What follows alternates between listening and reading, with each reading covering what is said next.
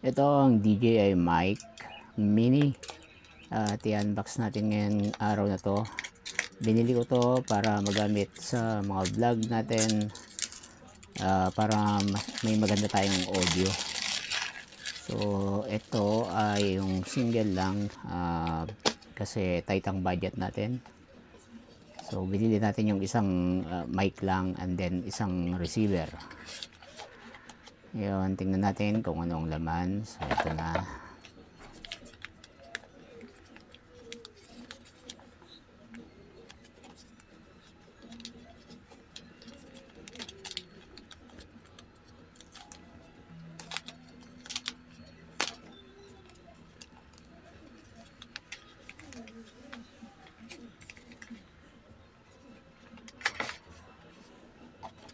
Sabi muna natin yan, tingnan natin. Wala nang laman yung box except sa mga documentation, mga paperworks.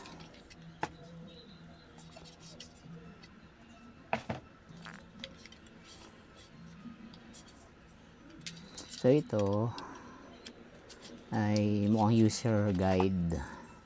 Tapos itong maliit na to ay mga stickers ng DJI. Yan, mga sticker yan. Marami silang binibigay na sticker. Tago lang natin yan.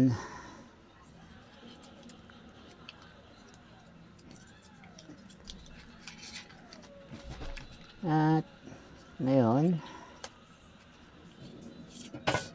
wait lang.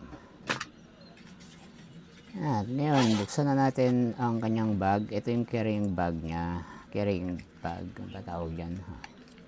So ito, naka-plastic pa. Ito ay yung mga windscreen. Meron silang 2 sets ng windscreen. Yung isa ay yung parang black and gray. Ayan, yung black and gray. Para panlaban sa hangin. Pag mahangin yung record, nagre-record ka sa mahangin na lugar. Ito naman yung black. Yan, para hindi naririnig yung ihip ng hangin. Ito naman ay yung USB-C adapter na ikakabit mo doon sa receiver.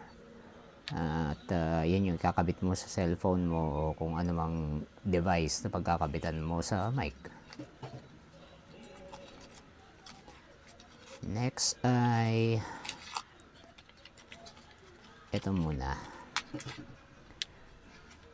Or ito na yung ito na yung mismong transmitter, yung mic mismo na maliit. So ayan, liit lang niya, di ba? Alas kasing laki lang ng hinlalaki natin. Ayan, may magnet na sa likod. Ayan yung magnet clip niya. Tatanggal yung magnet na yan. Mamaya ipakita natin. So ang ganda. Pulido ang pagkakagawa talaga ng DJI. Ito naman ay yung mga cables na kasama. Yung charging cable, yung splitter, and dalawang USB-C yung dulo niya, yung kabila USB-A ba tawag dyan. Ito naman yung audio connector para pag i-connect mo siya sa DSLR. So hindi natin kailangan yan.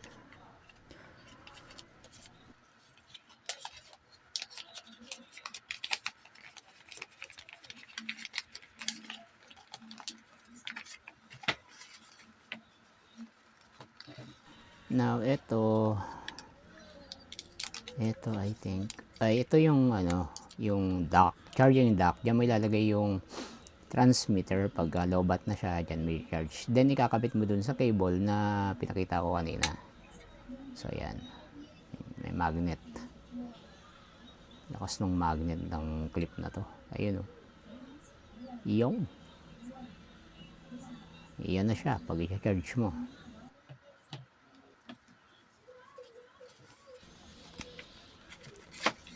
Now, ito yung receiver.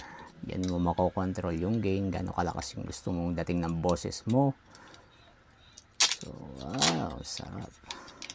Sarap ang bukas ng bagong mga gamit. So yan siya, yan yung receiver na ikakabit mo dun sa cellphone or sa camera o kahit anong device kung saan mo ipapasok yung audio ng mic. Then wala na, yun na lang yung laman ng buong package. So yan na yung 4,090 ang presyo. Binili natin yan sa SM Fairview, DJI SM Fairview. At hanggang dito na lang muna. Hanggang sa muli, maraming salamat.